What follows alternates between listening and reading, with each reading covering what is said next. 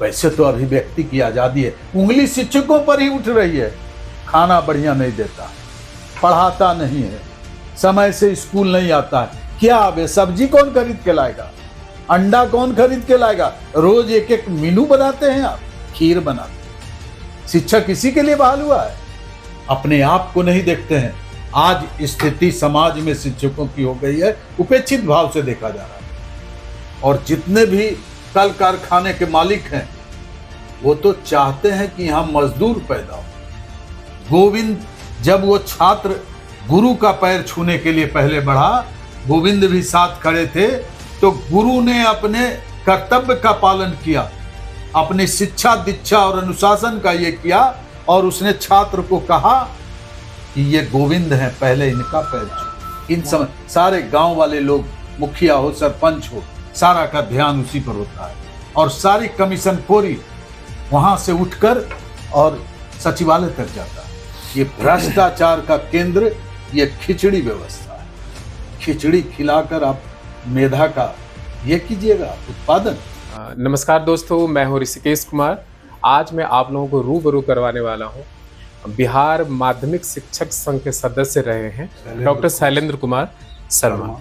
तो आज हम लोग बात करने वाले हैं कि बिहार में आज जो शिक्षा की स्थिति है, शिक्षा की जो दुर्गति है, इसको कैसे, इससे निजात पाया जा सकता है, इससे कैसे हम लोग बाहर निकल सकते हैं, और कैसे आने वाले जो हमारा जनरेशन है, जो नेक्स्ट अगली पीढ़ी होगी, कैसे हम उसको फ़ायदा पहुंचा सकते हैं, कैसे इस दुर्गति से उसको हम बाहर निकाल सकते हैं। तो इन कुछ मुद्दों पे, इन कुछ बिंदुओं पे डिटेल में बात करेंगे शैलेंद्र कुमार शर्मा से।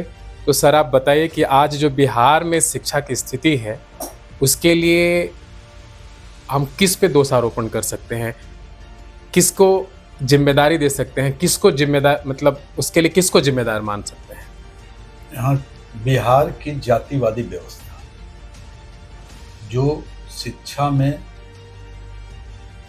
कुप्रथा और ऐसे लोगों को सरकार बनाने के लिए अपना मत देती हो, इसमें सभी स्तर के लोग दोषी, चाहे वो शिक्षाविद हो, अशिक्षित लोग हों, ग्रामीण जनता हो, किसान हो, मजदूर वर्ग के लोग हों, सबों का योगदान है। और कुशल राजनीतिज्ञ जो हैं, ये जातिवाद का जहर घोलकर और ऊंच नीच का भेदभाव पैदा कर बुद्धिजीवी, अल्पसंख्यक,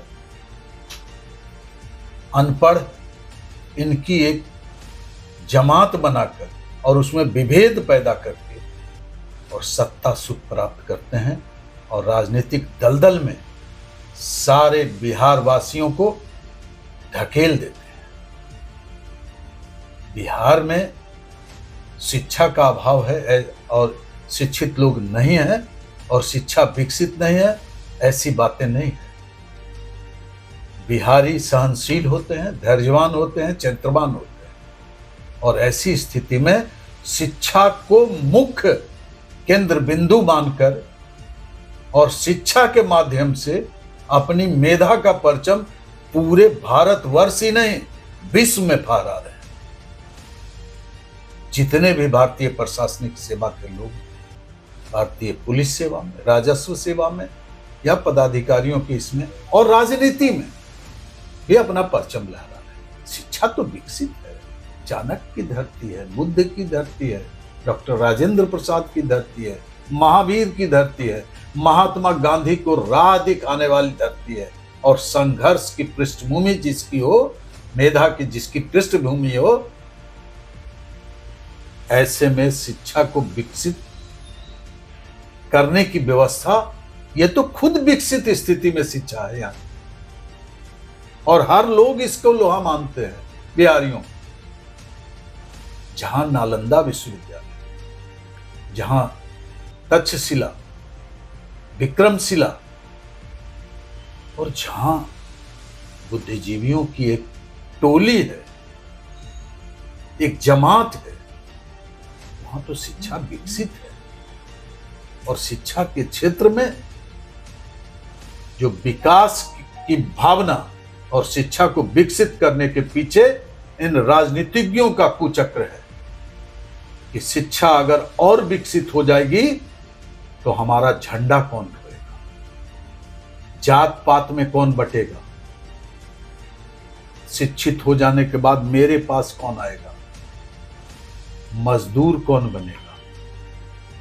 और इसमें अन्य भारतवर्ष के अन्य प्रदेशों के जितने भी व्यवसायी हैं, बड़े लोग हैं और जितने भी कल कारखाने के मालिक हैं, वो तो चाहते हैं कि यहां मजदूर पैदा हो।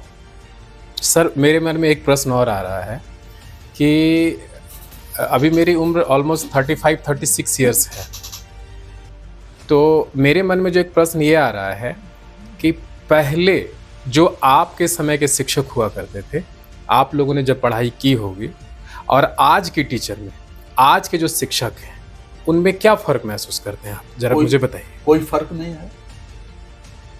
हाँ, वैसे शिक्षक हैं जो अभी फिलहाल के जो डोमिसाइल नीति के तहत नहीं रहने के कारण जो अन्य प्रदेशों से आ गए हैं, अभी उनमें 40,000 शिक्षक जो हैं फर्जी पाए, उनके प्रमाण पत्र जाली,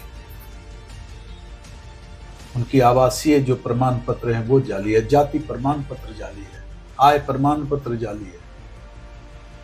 तो वो शिक्षा पर और बच्चों के बीच, शिक्षकों के बीच, शिक्षकों की जो अस्मिता है उस पर उंगली उठ रही। लेकिन मेधावी है, आज बीपीएससी में क्वालिफाई किए हैं, इन्हीं नियोजित शिक्षकों जो सक्षमता परीक्षा उत्तीर्ण हुए, बहुत सारे प्रशासनिक सेवा में अभी भी शिक्षकों के बीच से अपनी मेधा के आधार पर वो परचम लहरा रहे हैं पूरे राष्ट्रीय स्तर। सर, एक प्रश्न और मैं पूछना चाहूँगा। अक्सर जब मैं गांव की तरफ जाता हूँ, जब भी मैं गांव जाता हूँ, तो एक्चुअली मेरा शिक्षा में ऐसे भी रुचि रहा है बचपन से ही, क्योंकि ऐसे भी माना जाता है कि एजुकेशन जो है किसी भी राष्ट्र के लिए एक बैकबोन का काम करती है। बिल्कुल ठीक। और आपने भी सुना होगा कि एक बहुत ही महान scientist doctor APJ Abdul Kalam जो हैं, वो प्राइमरी मतलब प्राथमिक शिक्षा को हमेशा फोकस किया करते थे। आपको क्या लगता है कि आज की डेट में प्राथमिक शिक्षा की स्थिति क्या है, जरा उस पर प्रकाश डालिए। प्राथमिक शिक्षा ही आधार शिक्षा, और प्राथमिक शिक्षा में ही, गांव में ही जो पढ़ाई होती थी, और उसके आधार पर राजेंद्र प्रसाद जी की पढ़ाई कहाँ हुई, महात्मा गांधी की पढ़ाई कहाँ हुई, पेरिस में थोड़े हुई, नेहरू के तरह। ये तो सब गरीब घर के बच्चे, बिहार के, चाणक्य कहाँ पढ़े होंगे। बुद्ध की धरती जो बोध गया, ज्ञान कहाँ प्राप्त हुए, पैदा कहाँ हुए। आज सुदूर देहातों में जो शिक्षा का स्तर है, खिचड़ी व्यवस्था के द्वारा, खिचड़ी व्यवस्था के कारण और सामाजिक इन राजनीतिज्ञों के हस्तक्षेप से, ये भ्रष्टाचार का केंद्र ये खिचड़ी व्यवस्था है। खिचड़ी खिलाकर आप मेधा का ये कीजिएगा उत्पादन, सारे शिक्षक उसी में व्यस्त रहते, सारे पदाधिकारियों का ध्यान वही होता है। गुणात्मक शिक्षा पर क्या होता है, या शिक्षकों की समस्याओं पर होता है।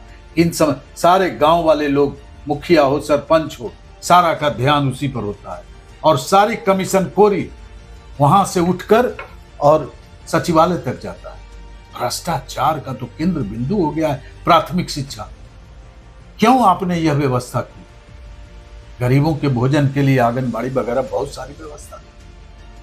आपने कुकुरमुत्ते की तरह आंगनबाड़ी, शिक्षा मित्र, क्या क्या साफी कर दी, और शिक्षकों को दे दिए खाना बनाने का, हेडमास्टर को बर्तन धुलवाने का, बर्तन खरीदने का, अंडा खरीदने का, सेव खरीदने का, दूध खरीदने का, और उसमें गांव वाले छिपकली डाल दें।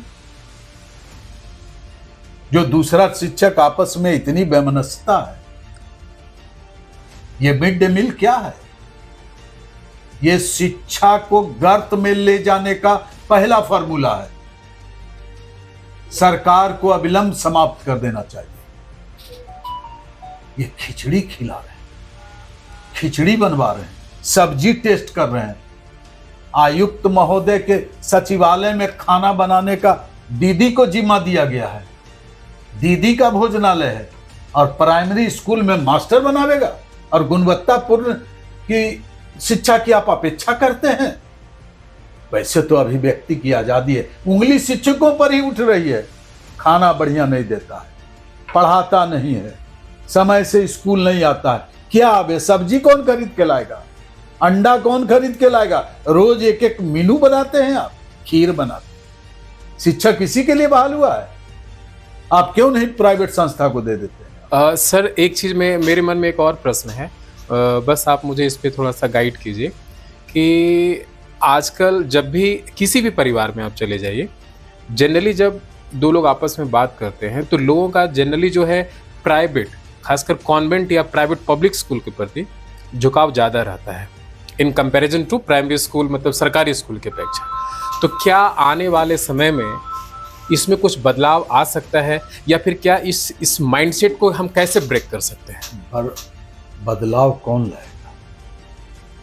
राजनीतिज्ञ या कॉन्वेंट स्कूल से पढ़े हुए IAS IPS या अंग्रेजी बोलने वाले? आप सुने हैं कि क्यूरिकुलम में कोई बदलाव आया, सिलेबस में कोई बदलाव आया? आप ये नहीं सुने।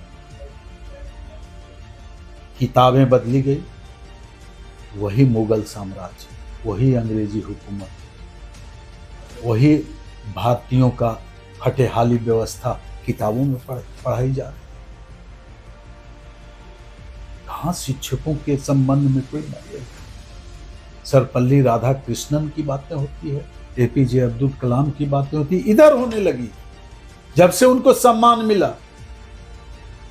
आज द्रौपदी मुर्मू जी की चर्चा होती है, रामनाथ कोविंद जी की चर्चा हो रही है। जी। ये स्थिति शिक्षा में विकास का नहीं, ह्रास का है, जो बिहार के शिक्षकों में, और शिक्षा के विकास की बातें सभी करते हैं, लेकिन शिक्षा पर उंगली भी उठाते हैं, शिक्षकों पर उंगली उठाते हैं, अपने आप को नहीं देखते हैं। आज स्थिति समाज में शिक्षकों की हो गई है, उपेक्षित भाव से देखा जा रहा है। जी जी। पहले गुरु जी कहा जाता था, उसके बाद गोरू जी कहने लगा, पहले मास्टर साहब कहता था, अब मास्टरवा कहने लगा, अब BPSC का टीचर कहने लगा, अब विशिष्ट शिक्षक हो गए। वेतन जस का तस। शिक्षकों का पेट और परिवार नहीं है क्या? जी जी जी जी। जब उनका पेट भरेगा, उनके परिवार सुखमय स्थिति में होगी, तभी शिक्षा में गुणात्मक। बस अंतिम एक प्रश्न और कहना चाहूँगा आपसे, और करना चाहूँगा। मुझे ऐसा लगता है कि अगर हम बिहार को थोड़ा पीछे जाके देखें और आज के बिहार की बात करें, तो मुझे कहीं ना कहीं ऐसा लगता है कि कहीं ना कहीं जो है अपना समाज जो है, समाज सोसाइटी एज ए होल की अगर हम बात करें, तो मुझे लगता है कि हम बार बार सरकार पे दोषारोपण तो करते हैं, लेकिन मुझे लगता है कि हम अपनी जिम्मेदारियों से भी पीछे भाग रहे हैं। समाज भी कहीं ना कहीं इसमें दोषी है। ठीक है, तो आप इस पे एक बार हमें बताएं। समाज बिहार वैसे भी बदनाम है, जातिगत स्थिति के कारण, क्षेत्रीय स्थिति के कारण, लोकल और नॉन लोकल के कारण। अगर जो बाहर के शिक्षक अगर किसी विद्यालय में पदस्थापित हैं, तो उनके साथ दुर्व्यवहार होता है स्थानीय लोगों के द्वारा, स्थानीय शिक्षकों के द्वारा। यही राजनीति है। अगर वो आपसे आगे निकलता है, अगर अपनी दक्षता का उपयोग करता है। मैं 35 वर्ष एज ए सहायक शिक्षक सर GD पाटलिपुत्रा में काम किया, ट्रेनिंग कॉलेज BEd में एज ए असिस्टेंट प्रोफेसर मैंने काम किया, और शिक्षकों को मैं बराबर निर्देश देता था अध्यापन के दौरान, सिलेबस और बुक किताब से हटकर, कि पहले अपने चरित्र को बनाओ, अपने दायित्व को संभालो, और पहले समाज, पहले छात्र, तब आप और आपका परिवार विद्यालय को आदर्श मानो, विद्यालय को मंदिर मानो और अनुशासन के साथ रहो। दक्ष होगे, समाज में प्रतिष्ठा मिलेगी। गुरु गोविंद साथ खड़े काको लागू को, बलिहारी गुरु आपने दिया गोविंद। गोविंद जब वो छात्र गुरु का पैर छूने के लिए पहले बढ़ा, गोविंद भी साथ खड़े थे, तो गुरु ने अपने कर्तव्य का पालन किया, अपनी शिक्षा दीक्षा और अनुशासन का ये किया, और उसने छात्र को कहा कि ये गोविंद हैं, पहले इनका पैर छुओ। वहां भी शिक्षा का प्रयोग किया, वहां भी दीक्षा दी।